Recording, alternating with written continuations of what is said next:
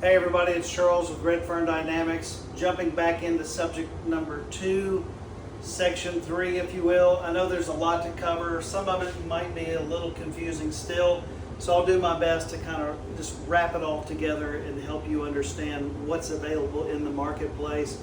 If I realize I've left something out, I'll hit it again at a different date and make sure you have everything that you need. So, kind of first and foremost with the third part of this, you need to know how to eliminate a lot of the noise that's out there, right?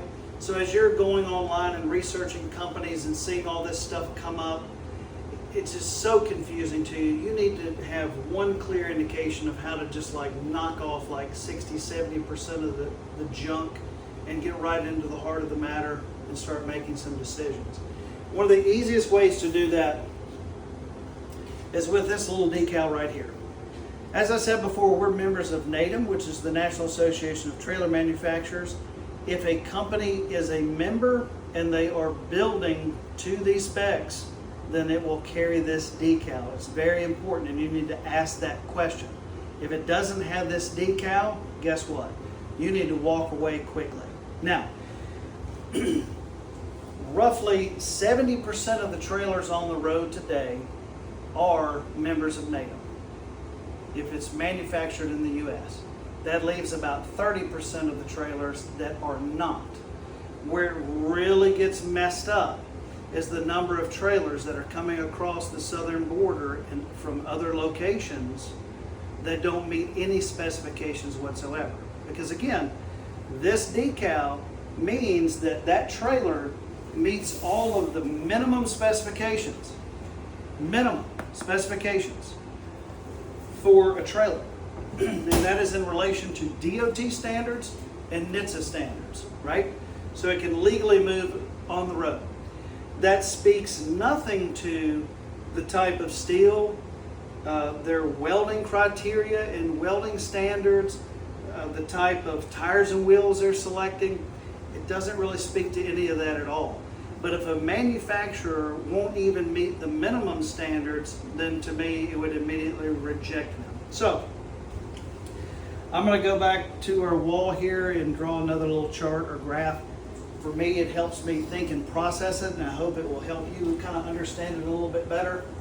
I'm just going to draw like a base pyramid right here, and let's just say that's Mount Everest, right? Everybody's heard of Mount Everest. Everybody knows that there are multiple base camps along as you're traversing up, climbing Mount Everest, with the pinnacle being the very top. And there are 4 main base camps. So roughly around 60% of all climbers who go and attempt Mount Everest will reach this base camp right here, base camp 3.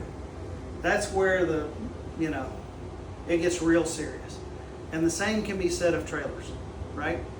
So roughly 70% of all manufacturers in the U.S., not just cargo trailers, but utility trailers, will meet this minimum standard, this minimum NHTSA DOT standard through NATM.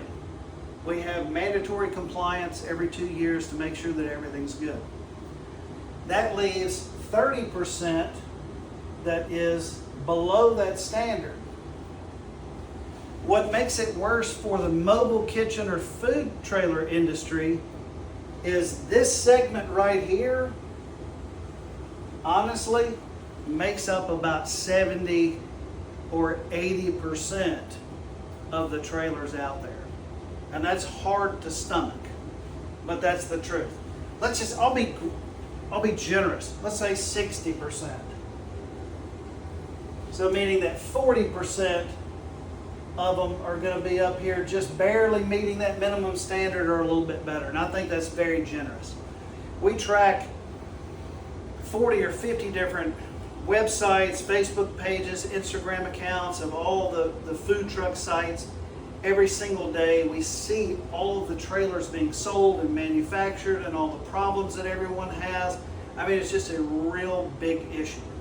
So I hope that you guys understand what I'm trying to do here and show you how to pull out the good manufacturers and focus in on what it is that you need and look for so that you'll be very comfortable with your purchase. Now, again, this elimination will keep you from making any mistakes here because you're going to knock them right out of the ballpark, right? So that means anything coming out or traveling across the border, you're not even going to look at. It doesn't matter whether it's $10,000 cheaper or not. There have been 4 fires in the last 5 weeks, all with these trailers right here coming across the border.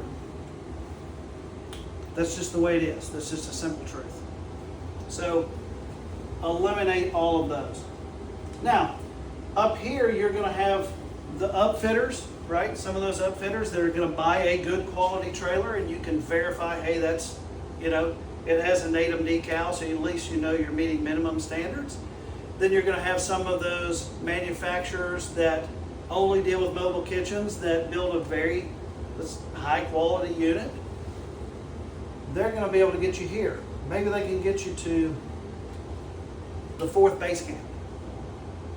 But there is only one company that can get you here to the pinnacle. And that is Red Fern Dynamics with our MKS,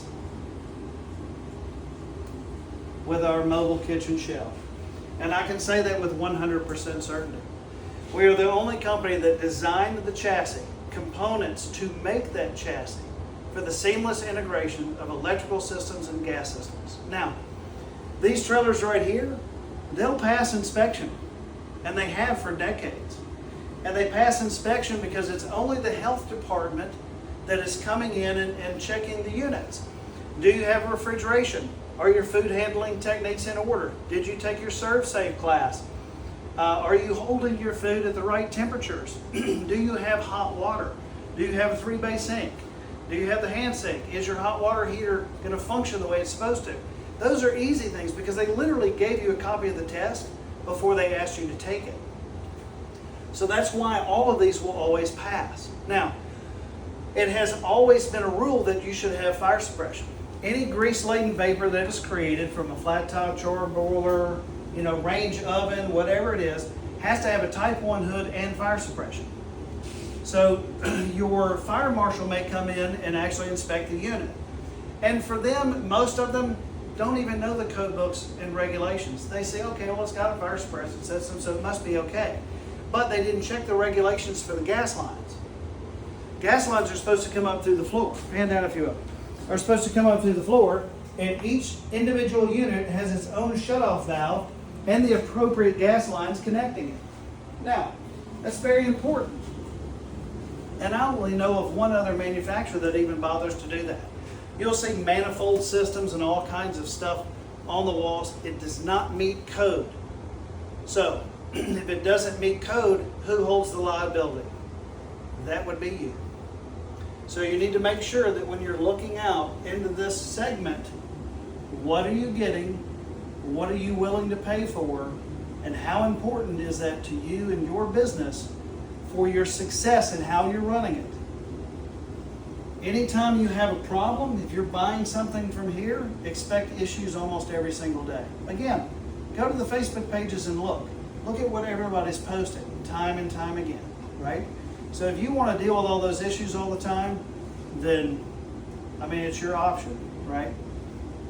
That's what you're going to get here. You're going to get something a lot better here than this, without question. But if you want something that is of the highest quality, that's going to eliminate liability and give you something that functions all the time, then you got to come to us. So hopefully that gives you kind of a rundown of what's available in the market, where those units come from, how they're purchased, how title or MCO is transferred, what that means to you, and how you can continue to follow your dreams of selecting your mobile kitchen.